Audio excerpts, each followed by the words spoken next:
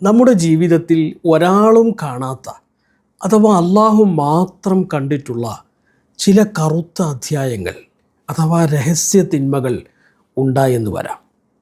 എന്നാൽ ഒരാളും അറിയാത്ത തിന്മകൾ നമ്മുടെ ജീവിതത്തിൽ ഉള്ളതുപോലെ ആരും അറിയാത്ത അള്ളാഹു മാത്രം അറിയുന്ന നന്മകൾ നമുക്ക് ഓർത്തെടുക്കാനുണ്ടോ? നമ്മുടെ ഇണ പോലും അറിയാത്ത, നമ്മുടെ ഏറ്റവും അടുത്ത ചങ്ക് കൂട്ടുകാർ പോലും അറിയാത്ത നന്മകൾ നമ്മുടെ ജീവിതത്തിൽ ഓർത്തെടുക്കാനുണ്ടെങ്കിൽ നമ്മൾ ഭാഗ്യവാന്മാരാണ്.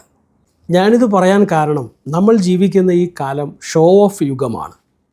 റോഡിൽ കിടക്കുന്ന ഒരു കല്ലെടുത്തു മാറ്റിയാൽ പോലും അത് ഫോട്ടോ എടുത്ത് സോഷ്യൽ മീഡിയയിൽ സ്റ്റാറ്റസ് ആക്കുന്ന ഒരു കാലം. ഒരാൾക്കൊരു കിറ്റ് ഭക്ഷണപ്പൊതി ദാനം ചെയ്താൽ അതിൻ്റെ 100 ഫോട്ടോ എടുത്ത് ഫേസ്ബുക്കിൽ പോസ്റ്റ് ചെയ്യുന്ന ഒരു കാലം. ഇങ്ങനെ ചെറിയ ചെറിയ നന്മകൾ പോലും മറ്റുള്ളവരുടെ കയ്യടിക്കും പ്രശംസയ്ക്കും വേണ്ടി ആളുകൾ ചെയ്യുന്ന ഇക്കാലത്ത് പടച്ചവൻ മാത്രം അറിയുന്ന നന്മകൾ നമുക്കുണ്ടെങ്കിൽ നമ്മൾ ഭാഗ്യവാന്മാരാണെന്ന് ഞാൻ പറഞ്ഞല്ലോ. നോക്കൂ, അള്ളാഹുവിൻ്റെ ദൂതർ പറഞ്ഞ ഒരു ഹദീസ്, മനിസ്തത്വാഅ മിൻകും അൻ യകൂന ലഹു ഖബ്ഉം മിൻ അമലിൻ സ്വാലിഹിൻ ഫൽയഫ്അൽ.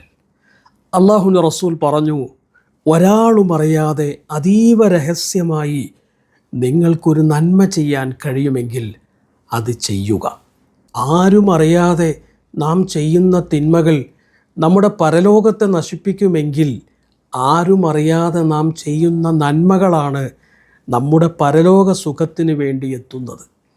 പാതിരാ സമയത്ത് പടച്ചവൻ്റെ മുമ്പിലേക്ക് ഇരു കൈകളും ഉയർത്തി പൊട്ടിക്കരഞ്ഞുകൊണ്ടുള്ള ഒരു പ്രാർത്ഥന, വലത് കൈ കൊണ്ട് ചെയ്യുന്ന ദാനം ഇടത് കൈ പോലും അറിയാതെ ഒരു പാവപ്പെട്ടവൻ്റെ കീശയിലേക്ക് വെച്ചു കൊടുക്കുന്ന 10 രൂപ, തകർന്നുപോയ ഒരു മനസ്സിനെ ഫോണിൽ വിളിച്ച് ആരുമറിയാതെ സ്വാന്തനപ്പെടുത്തിയ ഏതാനും വചനങ്ങൾ, ഇത്തരം രഹസ്യ നന്മകളാണ് നാളെ പരലോകത്തേക്കുള്ള ഏറ്റവും വലിയ സമ്പാദ്യം. നമുക്ക് പ്രതിജ്ഞയെടുക്കാം, എൻ്റെ ജീവിതത്തിൽ ഒരാളും അറിയാത്ത നന്മകൾ ശേഖരിക്കാൻ ഞാൻ ശീലിക്കുമെന്ന്.